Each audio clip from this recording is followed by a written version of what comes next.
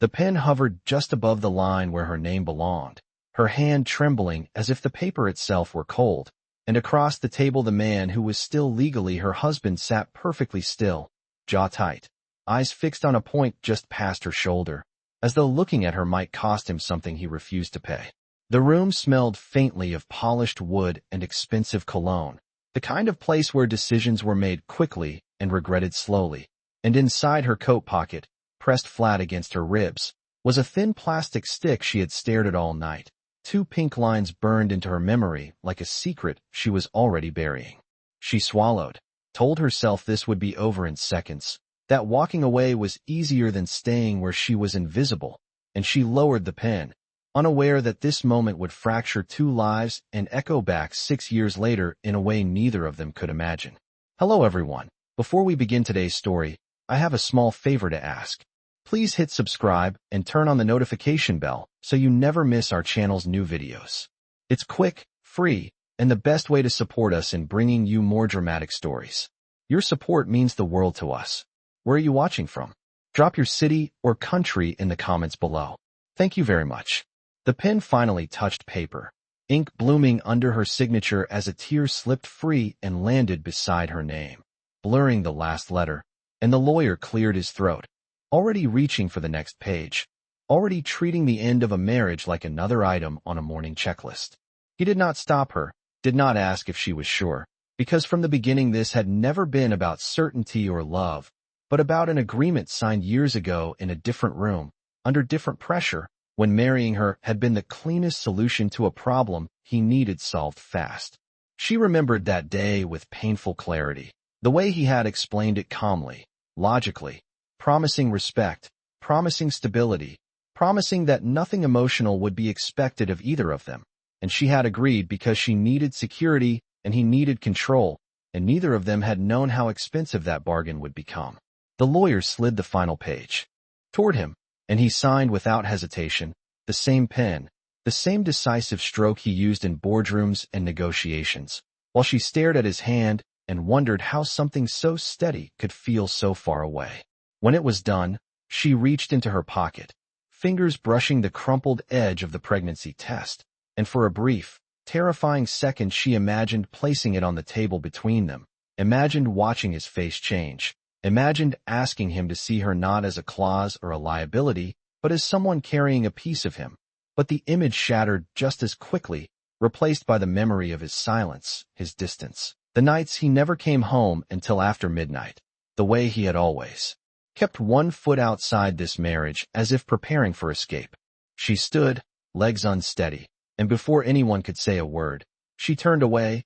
crossing the room with quiet steps, stopping only at the trash bin near the door, where she tore the pregnancy test in half, then into smaller pieces, dropping them one by one until the truth was nothing more than plastic and paper at the bottom of a bin no one would bother to empty until the end of the day. He did not see it, did not hear it, did not look up as she picked up her coat and paused with her hand on the handle, hoping, against reason, for a sound, a question, a single word that might stop her, but the room stayed silent, and she walked out alone, into a future she would build from nothing, carrying a secret that would change everything, while behind her, a man who thought he had just closed a chapter had no idea he had signed away 6 years he would one day ache to get back. She did not cry until she was 3 blocks away, until the glass towers behind her became reflections instead of witnesses, and when the tears came they were quiet, controlled, the kind learned from surviving rooms where emotions were liabilities.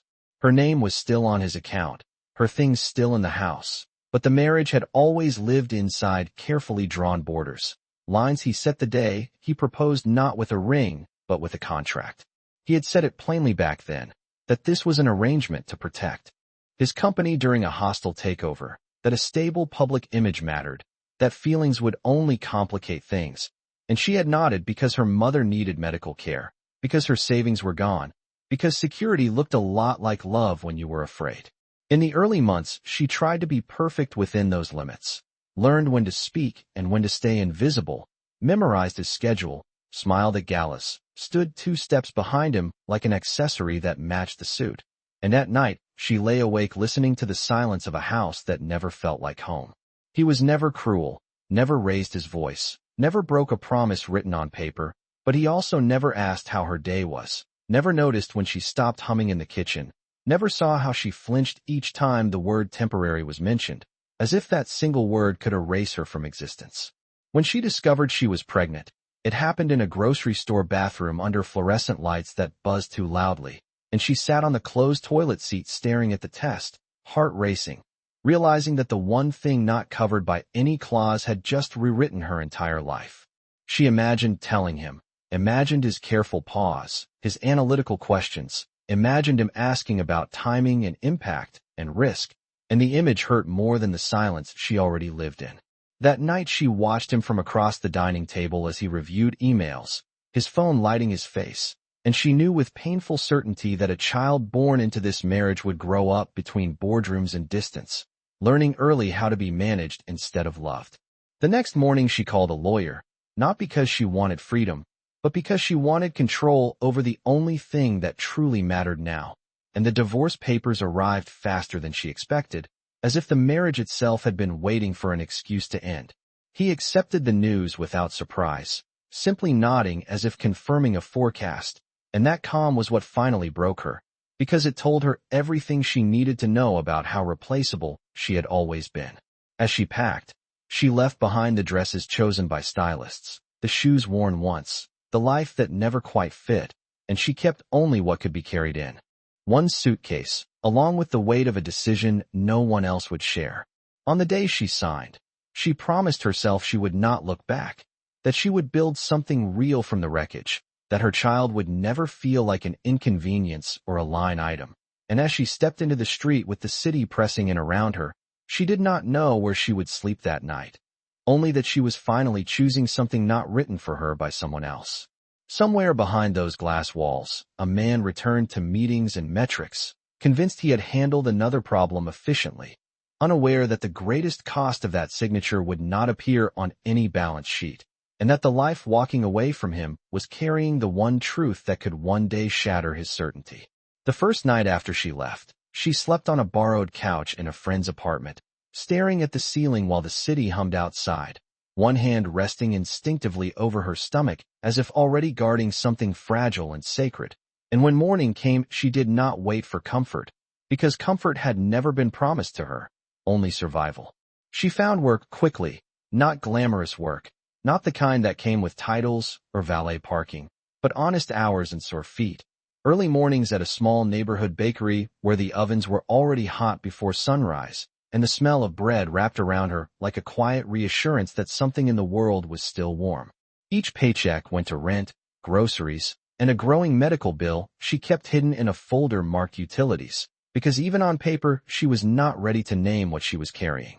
Months passed in measured steps, doctor visits squeezed between shifts, swollen ankles ignored until closing time, and on nights when exhaustion pressed too hard, she reminded herself that this was temporary, that every sacrifice was building a future no contract could take away. When the baby was born, it was during a rainstorm that flooded the streets and rattled the windows of the small hospital room. And as she held her son for the first time, counting his fingers, memorizing the way his tiny hand curled around her thumb, she felt a strength rise up that surprised her, a certainty that whatever she had lost, she had gained. Something far greater. She named him quietly, without ceremony, choosing a name that meant resilience. And in the days that followed, she learned a new rhythm of life measured not by meetings or deadlines, but by feedings, cries, and moments of unexpected peace when he slept against her chest. Money was tight, sleep was scarce, but love was constant, and that made all the difference. Across the city, the man she once called her husband continued moving through his world with precision, promotions announced, deals closed, awards accepted with practiced humility. Yet something subtle had shifted, a quiet emptiness that followed him home each night, filling rooms too large for one person, echoing in the silence he had once preferred. He told himself the marriage had been a necessary chapter, that its end was clean and logical. But there were moments, small and inconvenient, when he caught himself remembering the way she used to wait up for him, the way she listened without interrupting, the way the house felt less like a showroom when she was there. He dismissed those thoughts as nostalgia, as inefficiency, and buried them under work, unaware that with each passing year, the cost of his certainty was compounding. Back in her modest apartment, she balanced motherhood and ambition, taking online classes at night while her son slept,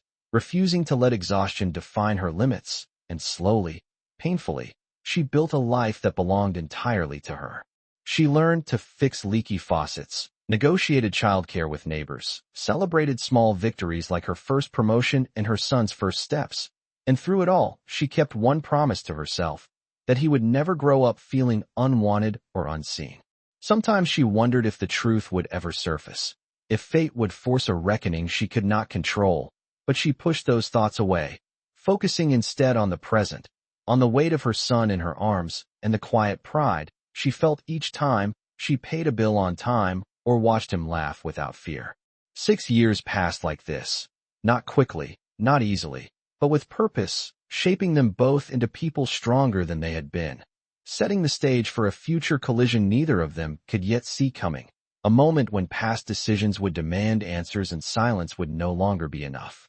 6 years later, the city had changed, in ways she barely recognized, but the rhythm of her mornings had become steady and sure, built around school drop-offs, packed lunches, and the quiet confidence of a woman who had learned to stand on her own without asking permission. Her son walked beside her now instead of being carried, small hands slipping easily into hers as if it had always belonged there, his questions filling the air with curiosity and warmth, and every time he smiled she was reminded why she had chosen the harder path and never once looked back. She worked for a growing consulting firm downtown, a position earned through long nights and stubborn persistence, not favors or introductions, and on the day everything shifted, she had been invited to a high-profile corporate event as part of a new partnership she helped secure, the kind of room she once stood in silently as someone else's wife, now entering on her own terms. She dressed carefully that morning, not to impress, but to feel like herself,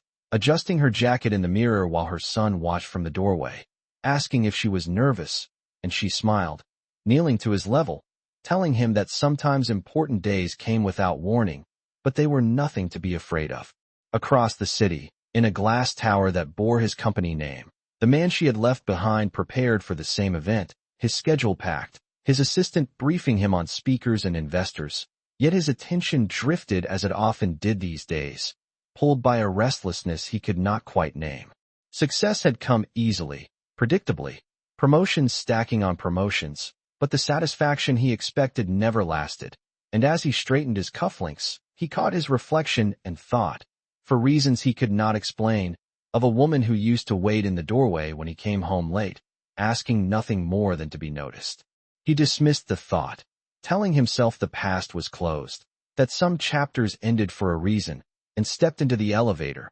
unaware that the distance he had carefully maintained for years was about to collapse in a single glance. The venue buzzed with conversation and ambition, voices blending into a low hum beneath the soft lighting, and as she entered, scanning the room for familiar faces, she felt a strange tightening in her chest, not fear, but instinct, the kind that had guided her choices since the day she walked away. She greeted colleagues, accepted congratulations, and then, from across the room, she saw him. He stood near the stage, taller than she remembered, composed as ever, surrounded by people eager for his attention, and for a heartbeat, the world seemed to tilt, memories rushing back uninvited, not painful, but sharp, reminding her how far she had come. She steadied herself, reminding her heart that she owed him nothing, that this life was hers now, and she turned slightly, guiding her son closer, just as he looked up, his gaze cutting through the room,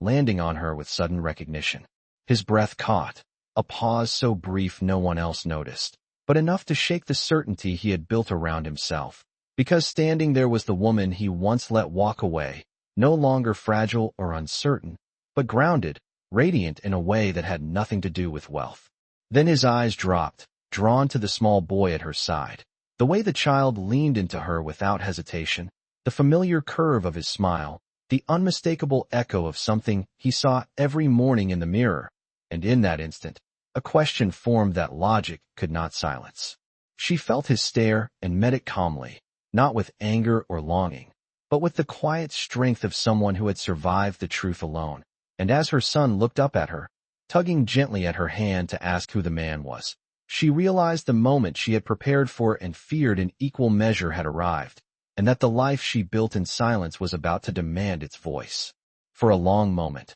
neither of them moved, the noise of the room fading into something distant and unimportant as 6 years of carefully buried history pressed in on a single point of recognition. He told himself it was coincidence, that children often resembled strangers, that memory was unreliable, but the longer he looked, the harder it became to dismiss the truth forming in his chest. The boy stood comfortably at her side, relaxed and confident, not intimidated by the crowd or the wealth around him, his small fingers wrapped securely around hers, and that simple gesture struck him harder than any accusation could have. He watched the way she leaned down to listen when the child whispered something in her ear, the way she answered softly, fully present, and he realized with a sudden, unwelcome clarity that this was not a temporary life she had built, but a complete one, rich in ways his own had never been. He took a step forward before he could stop himself, then hesitated, acutely aware of the eyes around him,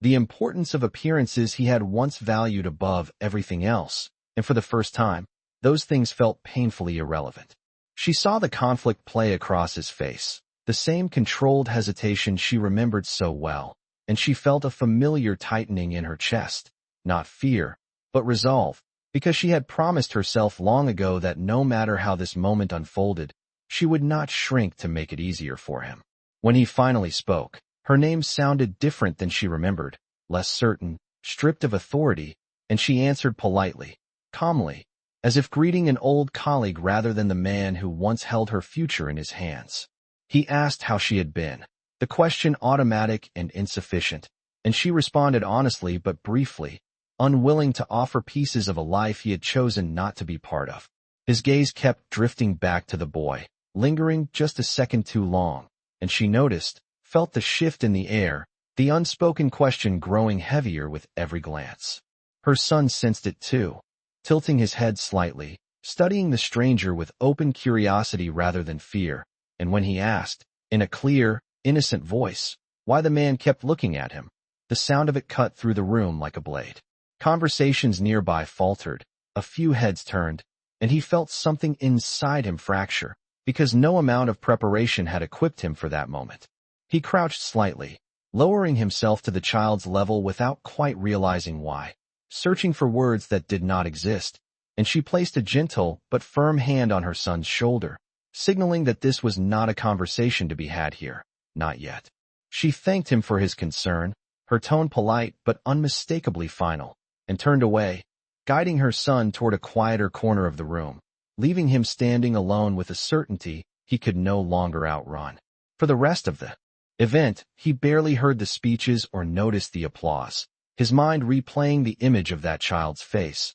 the similarities impossible to ignore, each one dismantling the narrative he had relied on for years. He told himself he needed facts, proof, time to think, but deep down, something older and more instinctive had already decided, whispering that the life he believed ended cleanly with a signature had continued without him, and that the cost of that absence was now standing right in front of him. As she left the venue later that evening, her son chattering happily beside her, she felt the weight of his gaze follow them, and she knew that the quiet years were over, that the truth she had protected in silence was beginning to surface, and that the man who once treated love like a transaction was finally being forced to confront the one consequence no contract could erase. That night, sleep refused to come to him, the image of the boy's face replaying again and again behind closed eyes, each detail sharpening instead of fading, until by morning denial felt like a lie he could no longer afford to tell himself.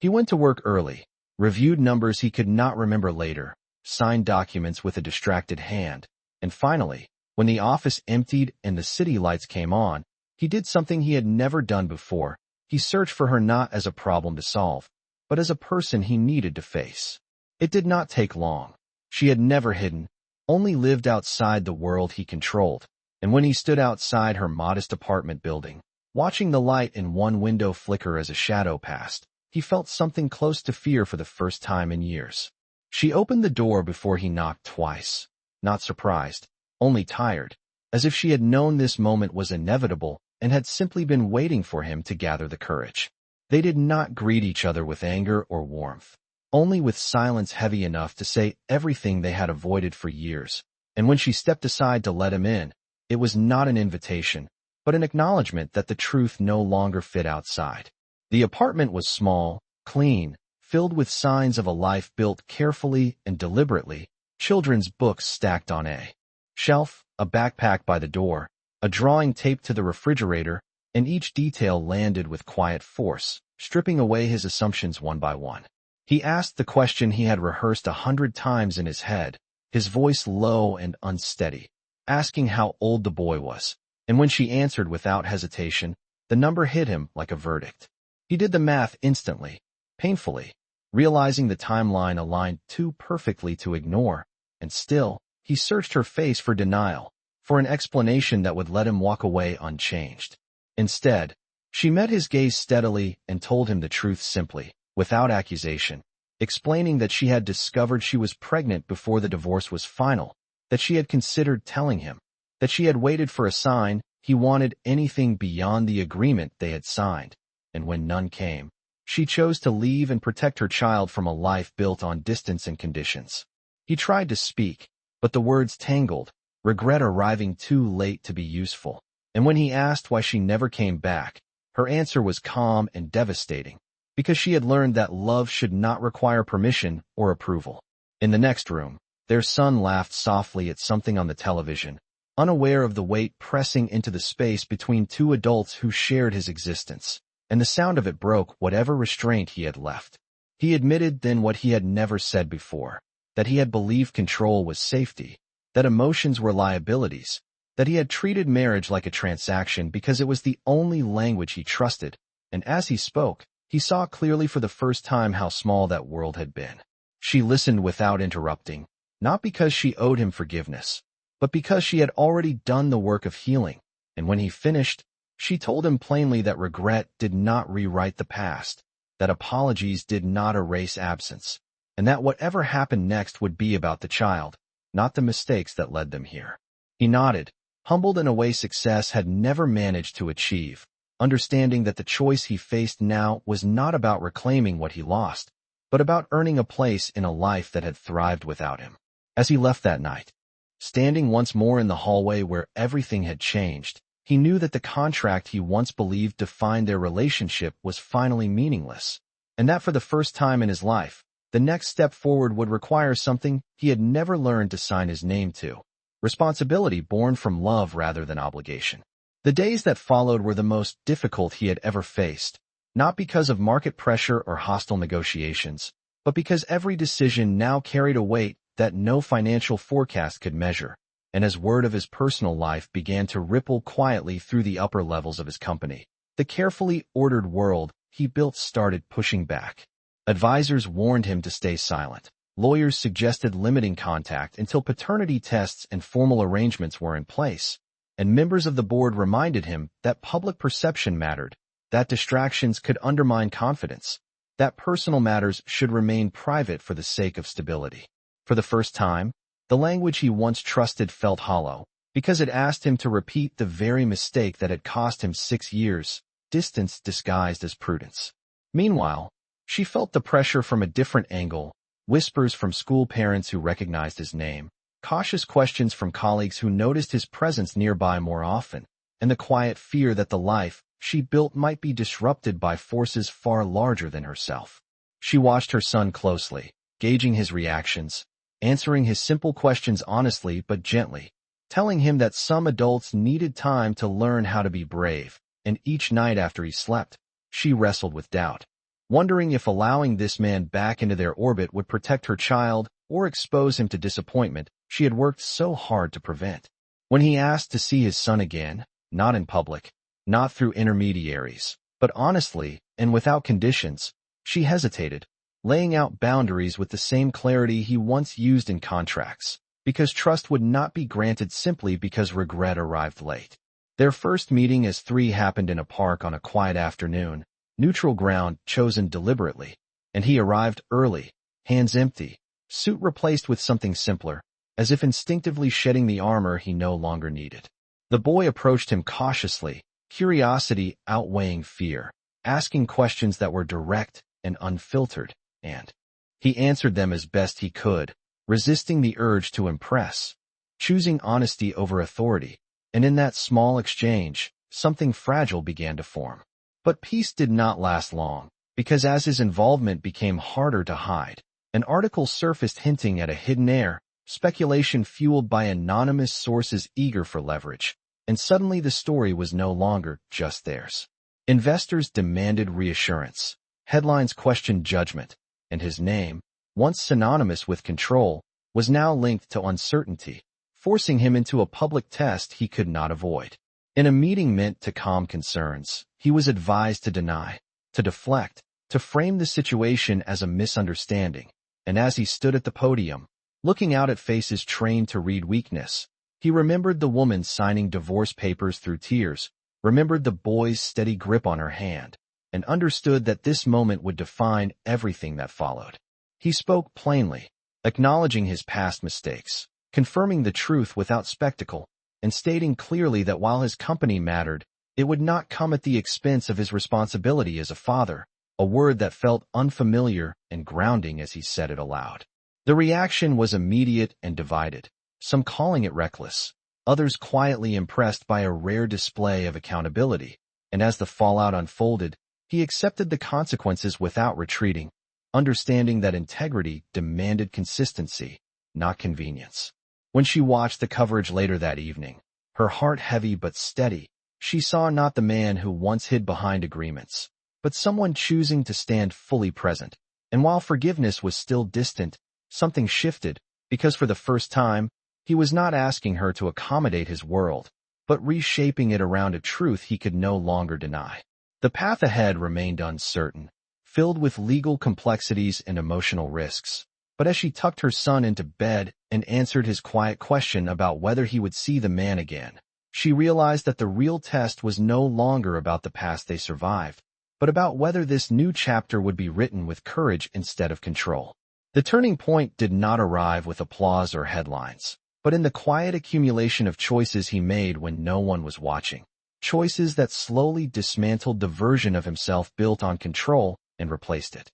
with something far less certain and far more human. He withdrew from deals that demanded his absence, delegated power he once guarded fiercely, and began structuring his days around school schedules and short, ordinary moments that felt strangely monumental, like learning which cereal his son preferred and listening to stories that wandered without purpose. Each step forward came with resistance, from colleagues who questioned his priorities and from a world accustomed to his emotional distance. But he held firm, understanding that consistency was the only language trust would recognize now. She watched this transformation cautiously, not with hope, but with discernment, allowing space without lowering her guard, because love, once fractured, could not be restored by gestures alone. When he asked to formalize his role in their son's life, not through lawyers or press statements, but through shared responsibility, she insisted on clear terms, not contracts, but principles,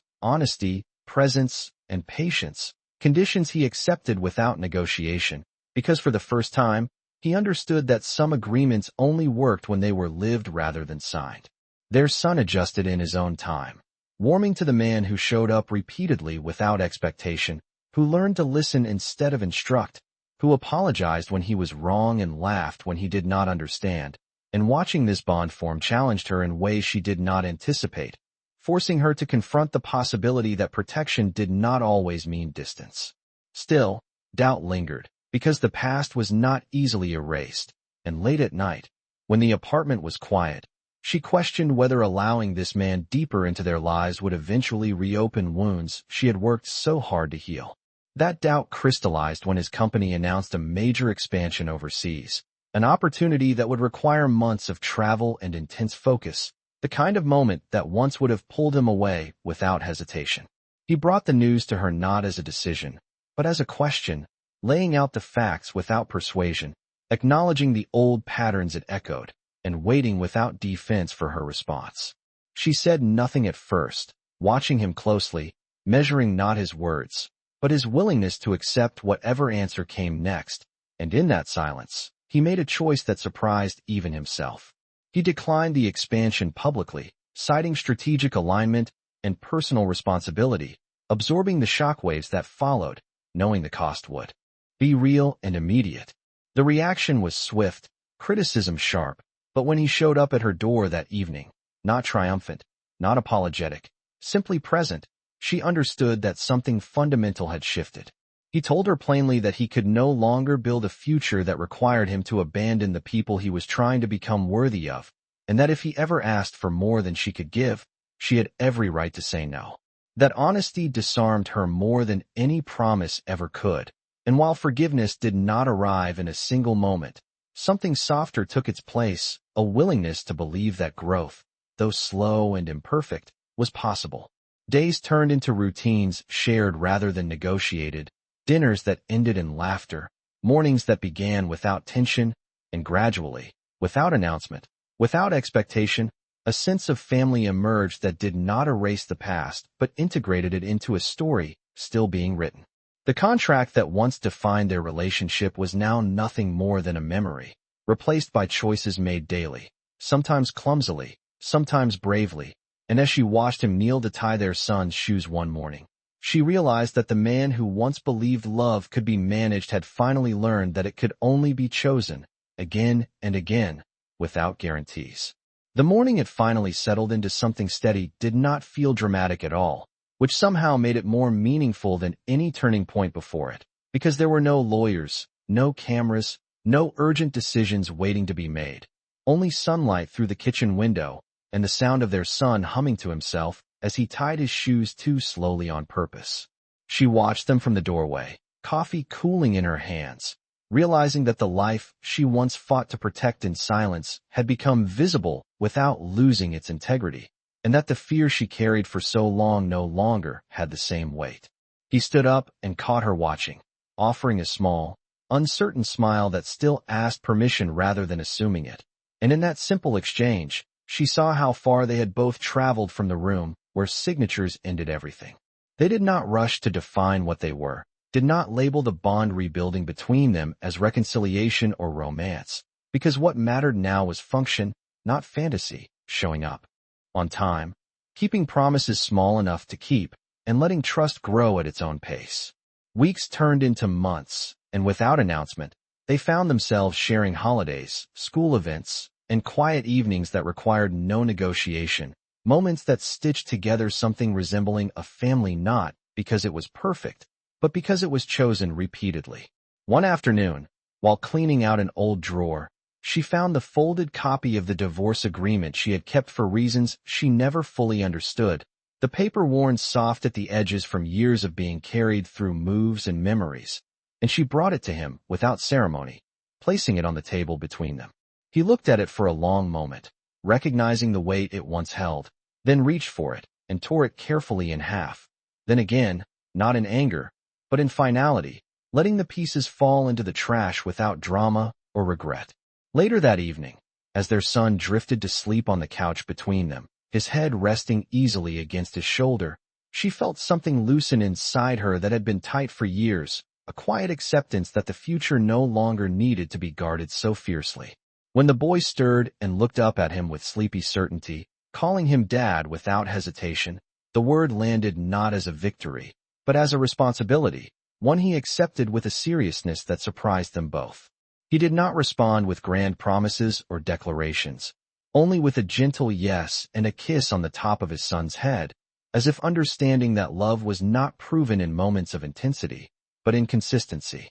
As nights settled around them, she thought back to the woman who once walked away carrying a truth she believed would always isolate her, and she felt a quiet pride in the choices that woman made, choices that led not to bitterness, but to strength. He reached for her hand then, slowly, leaving room for refusal, and when she did not pull away, when her fingers intertwined with his naturally, it felt less like a reunion and more like an arrival at something earned. They did not speak of forever or rewrite the past, because neither was necessary anymore, and as the house grew quiet, filled with the ordinary sounds of a shared life, one truth settled clearly between them. That love could never be enforced or negotiated. That family was not created by obligation or wealth, but by the courage to choose one another when walking away would be easier, and that the greatest contract they would ever honor was the one written not on paper, but in the daily decision to stay.